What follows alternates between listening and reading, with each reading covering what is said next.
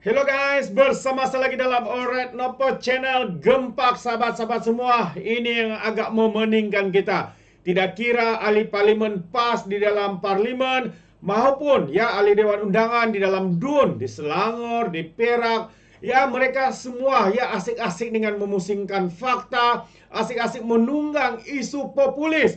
Ya khususnya keputusan berkaitan dengan Nick Elin rakyat Kelantan melawan kerajaan PAS.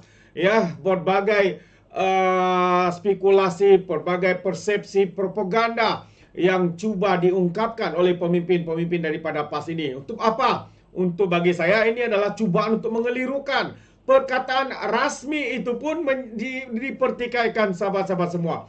Apa sudah jadi dengan otak kepala daripada parti pemimpin-pemimpin daripada parti PAS ini. Jadi sahabat semua, menarik untuk saya kongsikan bersama dengan Anda video ini. Ya, bagaimana Menteri Besar Perak menyekolahkan, membalun pemimpin-pemimpin PAS ini yang cuba menunggang dan juga memperbodohkan rakyat di luar sana. Jadi sahabat semua, ya tanpa buang masa, mari kita tonton video ini bersama-sama. Yang Muhammad Datuk Dipertua, saya juga terpanggil untuk memberi maklum balas terhadap intipati perbahasan beberapa orang ahli yang berhormat mengenai polemik enakmen Kanun Jenayah Syariah 1 Kelantan 2019. Saya juga mahu menyentuh intipati perbahasan yang berhormat Cangkak Jering yang mendakwa seolah-olah agama Islam telah tergugat dan tidak lagi diamalkan secara aman di negara ini. Bagi menjawab isu ini, suka untuk saya mengingatkan diri saya sendiri dan kita semua untuk cermat dan berhati-hati dalam memberikan pandangan supaya tidak menimbulkan kekeliruan dan salah faham. Ada dua perkara asas yang mesti kita fahami dengan sebaik-baiknya. Yang pertama, Ketua Hakim Negara telah menegaskan bahawa keputusan Mahkamah Persekutuan berhubung perkara berkenaan adalah isu perlembagaan dan tiada kena mengena dengan kedudukan Islam atau mahkamah syariah di negara ini. Yang kedua, keputusan Mahkamah Persekutuan berkait isu berkenaan sama sekali tidak menjejaskan enakmen Ordinan Jenayah Syariah di negeri-negeri lain. Oleh itu, enakmen Ordinan Jenayah Syariah di negeri Perak masih lagi sah dan berperlembagaan kecuali ia dicabar dan diisytiharkan sebagai tidak sah. Ia bersesuaian dengan jawapan oleh Yang Berhormat Timbalan Menteri di JPM di Parlimen 2 hari yang lepas. Maka saya berasa sangat terkilan apabila ada ahli yang berhormat cuba mengaitkan polemik tersebut dengan mendakwa kononnya ia telah menggugat kedudukan agama Islam di negara kita, di negeri Perak khususnya. Malah saya agak terkejut apabila sahabat saya yang berhormat Cangkak Jering dalam sesi perbahasan mendakwa agama Islam seolah-olah tidak dapat diamalkan di negara ini. Ini dakwaan yang sangat berat. Sebagai Menteri Besar yang memegang portfolio agama Islam negeri Perak, saya meminta supaya Umat Cangkak Jering menyatakan di manakah kawasan di Perak ini yang penduduknya tidak lagi dapat mengamalkan ajaran Islam. Apa dan di manakah kepentingan Islam di negeri Perak ini yang telah tergugat? Saya orang Islam. Asyhadu an la ilaha illallah wa asyhadu anna Muhammadar Rasulullah. Sila. Okay, terima kasih Yang Berhormat. Terima kasih Yang Dipertua. Saya terpanggil di atas penjelasan daripada Yang Amat Berhormat tentang isu yang saya bangkitkan, iaitu ayat berkenaan dengan seolah-olah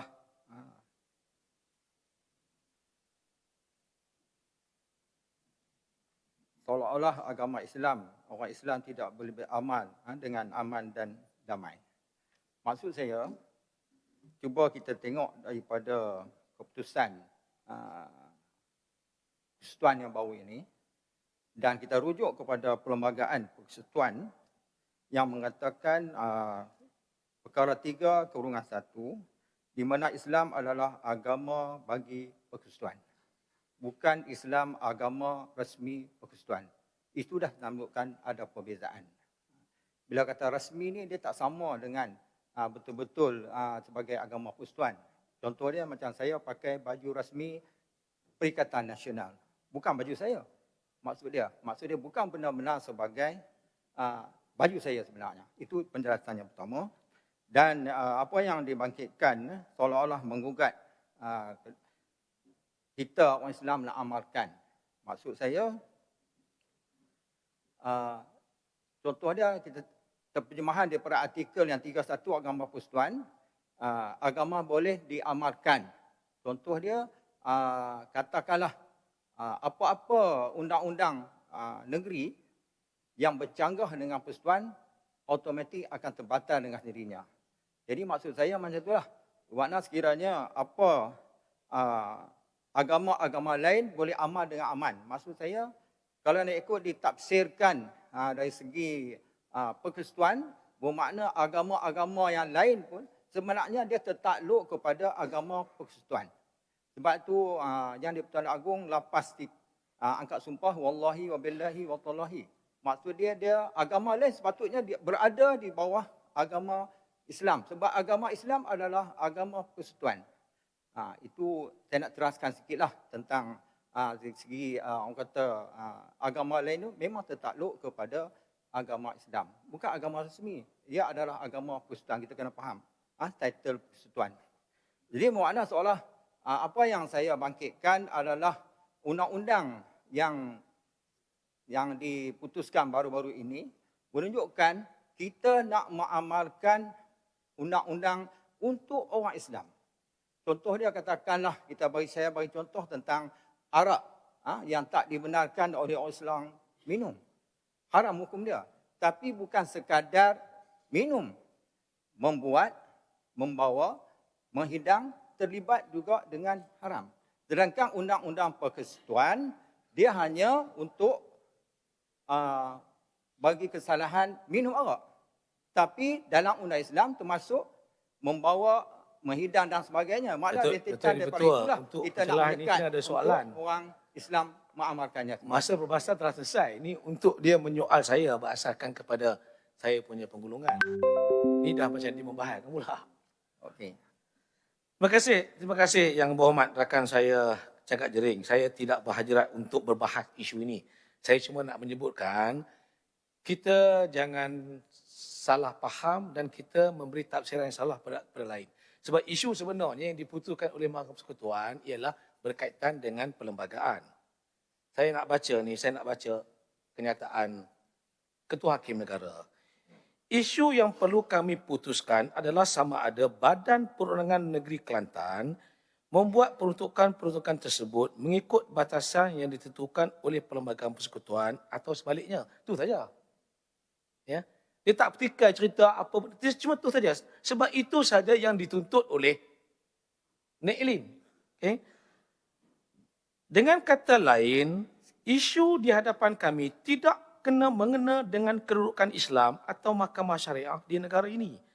Sama ada Islam atau mahkamah syariah dipertahankan atau sebaliknya bukan persoalan dalam kes petition ini. Jadi, Yang Hormat, saya sebut ni sebab saya nak menarik perhatian. Saya sebutkan tadi, untuk saya dan kita semua, kita jangan salah faham sebab kita wakil rakyat sehingga kita mencetuskan. Kerana dalam ucapan Yang Hormat menggambarkan bahawa ia seolah-olah Islam tergugat. Seolah-olah kita tak boleh mengamalkan amalan Islam. Itu tak betul. Kalau saya biarkan ini tanpa saya beri penjelasan, orang beranggapan hujah Yang Hormat betul.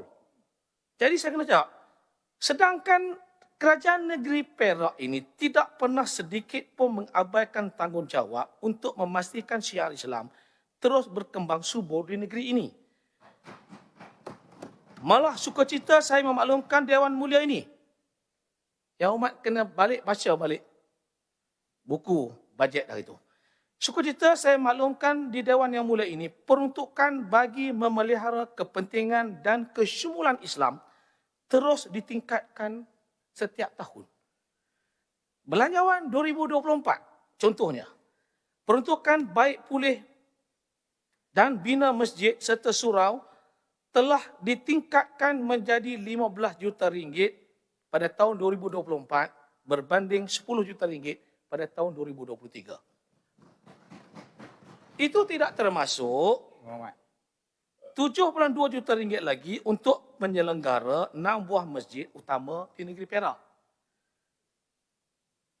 Yang kedua, bagi memperkasakan lagi Jabatan Kehakiman Syariah, peruntukan bagi belanja mengurus jabatan tersebut ditambah 2.3 juta ringgit lagi menjadi 15.1 juta berbanding hanya 12.8 juta pada tahun 2023. Ketiga, peruntukan bagi pengoperasian Jabatan Agama Islam Perak ditambah 4.7 juta ringgit lagi bagi menjadi 95.7 juta berbanding 91.1 juta pada tahun 2023.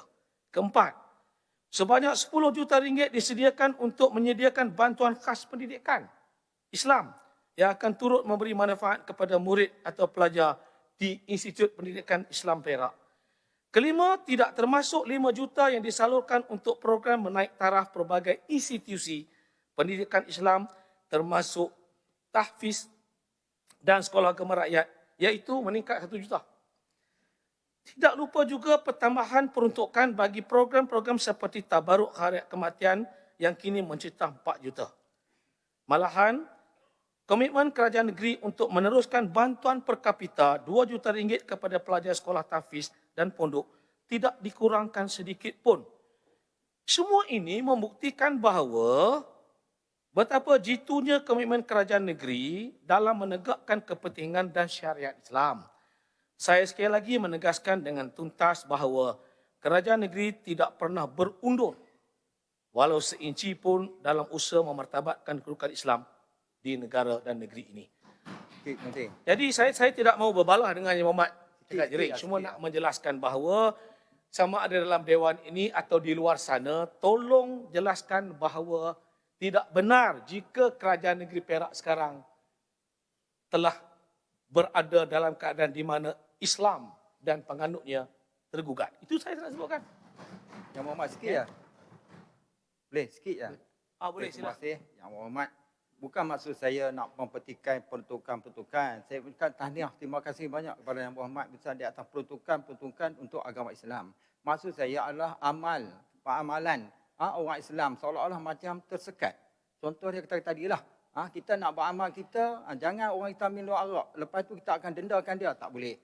Kalaulah Yang Amat Berhormat boleh beri jaminan apa keputusan yang berlaku saat ini tidak menggugatkan kajian atau undang-undang syariah negeri Perak, alhamdulillah. Saya minta daripada Yang Berhormat setakat ini tidak tergugat amalan yang kita nak laksanakan. Contoh kita nak denda dan sebagainya untuk orang-orang Islam yang melakukan perkara-perkara yang melanggar syariat. Terima kasih. Saya dah sebutkan tadi bahawa apa yang diputuskan oleh Mahkamah Persekutuan itu hanya untuk Kelantan saja. Dan dijelaskan oleh Yang Berhormat Timbalan Menteri di JPM, di Parlimen, ia khusus untuk Kelantan. Makna negeri lain tak ada tergugat, sah. Kecuali kalau lain hamba Allah pula bawa ke mahkamah mempertikaikan pula yang Perak. Itu bicara lain. Tapi untuk setakat ini Yang Berhormat, teruskanlah kita dengan undang-undang yang ada. Sila Yang Berhormat. Terima kasih Yang Amat Berhormat. Saya juga memang kita menghargailah kenaikan saban tahun peruntukan untuk pemberkasa agama Islam. Cuma saya bukan isu tadilah. Saya cuma nak tanyalah berkenaan dengan sebab kita ada amal ma'ruf dan nahi mungkar. Jadinya sebelum ni pun saya ada cuba bangkitkan berkenaan dengan masalah judi online ni. Dia mungkin berkait dengan agama. Judi online. Yang mana kalau kita lihat Yang Amat Berhormat, dia cukup merebak sampai ke dalam kampung dan sebagainya. Ya, jadi apakah kita punya tindakan? Dan saya ingat apabila judi online ni boleh dengan mudah orang kita, orang Islam ni masuk, apa kata saya cadangkan kepada Yang Berhormat ikut negeri Kedah, Kelantan, Terengganu, yang berlesen tu kita tutup. Kami akan sokong yang boleh sebab dah mudah dah. Kalau ada judi yang berlesen tu kita tutup. Macam mana tu? Terima kasih. Laluan. Assalamualaikum warahmatullahi wabarakatuh. Terima kasih Tuan Yang Bertua, Yang Berhormat Ketua Tampan. Saya nak menambah apa yang disebut oleh Cangkap Jering. Kita kena menerima hakikat bahawa kita masih lagi tidak mampu melaksanakan Islam secara keseluruhannya. Kalau hari ini kita mampu melakukan ibadat kita, munakahat kita, muamalat kita, dan sudah pasti janayat yang ada dalam hukum Islam itu masih kita tak mampu untuk laksanakan. Itu memang kita tak akui, memang kita tak mampu laksanakan, melainkan kita mendapat pemerintahan secara keseluruhannya. Cuma di sana mungkin perkara yang disebutkan saya dengar, kan, benda ini perlu kita bimbang dan kita kena fikirkan kesan bagaimana yang berlaku kisah Natrah yang dahulu kita kalah dengan dari sudut perlembagaan Belanda, kita kalah. Jadi kat situ ada kesan. Jadi mungkin itu sebagai langkah berjaga-jaga yang perlu kita ambil perhatian. Terima kasih. Itu sebab yang Muhammad betul-betul awal saya sebut untuk diri saya dan kita semua, jangan salah tafsir. Dia tak ada kena mengena dengan Natrah ni. Cerita tu cerita lain. Tapi kita pergi kait dengan apa yang diputuskan dalam persekutuan. Itu yang saya katakan salah tafsir dan boleh menjadikan negara huru-hara. Perang pun boleh. Ia disebutkan dengan jelas. Ia hanya berkaitan dengan isu perlembagaan. That's all. Jangan kita pening. Dah kita pening, kita peningkan orang lain lagi. So tolong, Ali Yang Muhammad, sebelah sini dan sebelah sana, kita hadang betul-betul keputusan itu. Kita pun berterima kasih sebab Majlis Kebangsaan Islam, Majlis Kebangsaan Haiwan Islam MKI pun telah buat keputusan. Jabatan Kerajaan Persekutuan pun telah buat keputusan. Kajian sedang dibuat bagaimana untuk kita mengkaji dan memperkasakan. Kepada saya peristiwa ini ambil secara positif, ia baik untuk kita mengkaji dan kita perkasakan. Saya faham semua perasaan. We are Muslim, saya faham. So jangan kita merunsingkan cerita ini sebab ia hanya berkaitan dengan polemik itu saja. Ya. Saya nak cadang satu, supaya untuk perkara pertama ni, kita masukkan Mahkamah Syariah dalam Undang-Undang Tubuh Kerajaan Negeri yang merupakan punca kuasa kepada wujudnya Mahkamah Syariah.